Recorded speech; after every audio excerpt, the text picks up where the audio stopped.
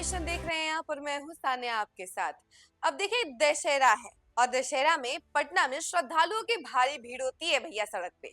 और सड़क पर जो श्रद्धालुओं की भीड़ होती है उसकी वजह से आवाजाही में भी काफी ज्यादा प्रॉब्लम होती है।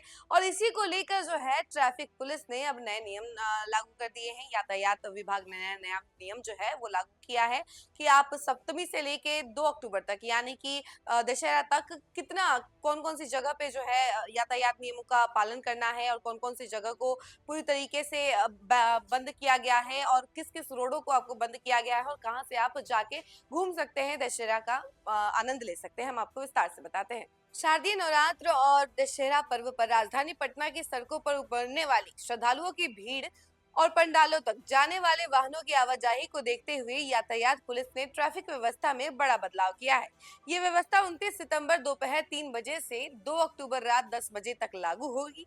और इसके अलावा आपको बता दें कि इस दौरान केवल एम्बुलेंस, आपातकालीन सेवाओं से जुड़े वाहन, शव वाहन और पास धारक वाहनों को ही छूट दी जाएगी। इसके अलावा नगर निगम क्षेत्र में 29 सितंबर से 1 अक्टूबर तक बस, ट्रक, ट्रैक्टर, टाटा 407 और अन्य भारी वाहनों के परिचालन पर पूर्ण प्रतिबंध रहेगा। वहीं मेट्रो और निर्माण कार्य से जुड़े बड़े वाहनों के परिचालन पर पहले से ही 26 सितंबर से 3 अक्टूबर तक रोक लगाई गई है। यातायात एसपी अपराजित लोहान ने बताया कि दुर्गा पूजा और दशहरा के समय शहर के अलग अलग हिस्सों में लाखों लोग जुटते हैं।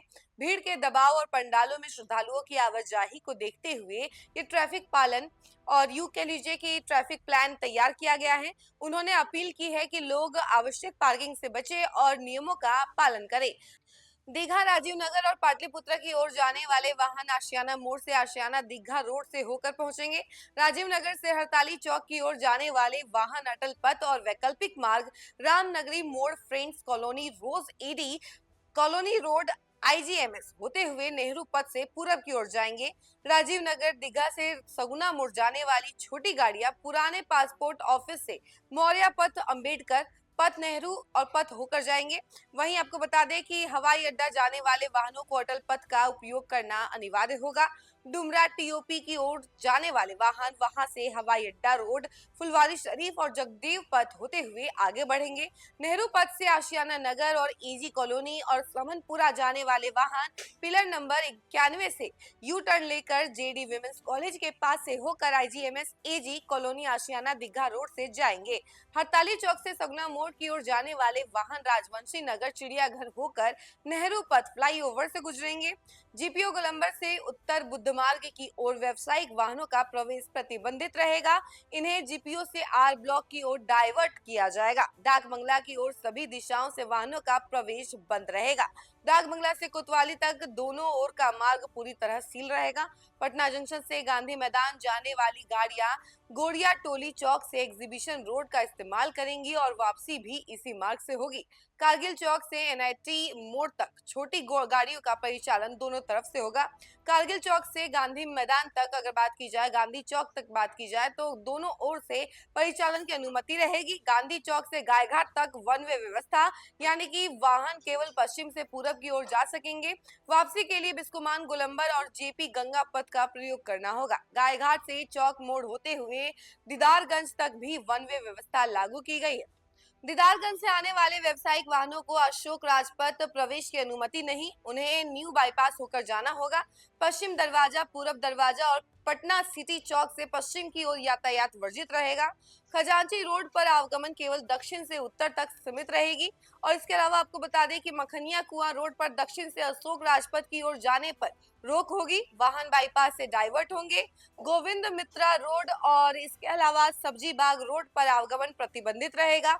बारी पथ में बाकरगंज मोड़ से मखनिया कुआं रोड तक वाहनों का परिचालन बंद रहेगा।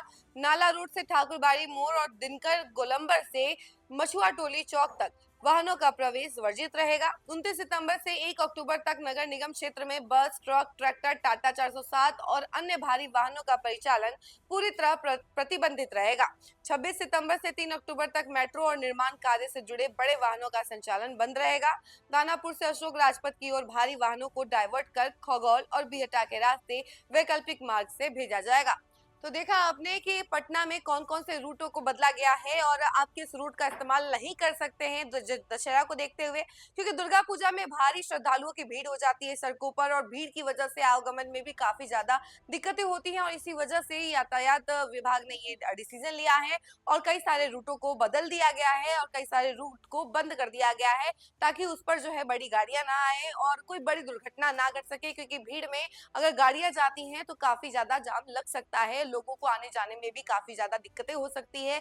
और जैसा कि आप लोग जानते हैं कि पटना में बड़े बड़े पंडाल बनते हैं तो लोग जो है घूमने के लिए जाते हैं और इसी वजह से ये डिसीजन लिया गया है। इस खबर में फिलहाल के लिए इतना ही। ऐसी तमाम अपडेट के लिए आप हमारे साथ बने रहें और देखते रहें न्यूज़4 नेशन। धन्यवाद।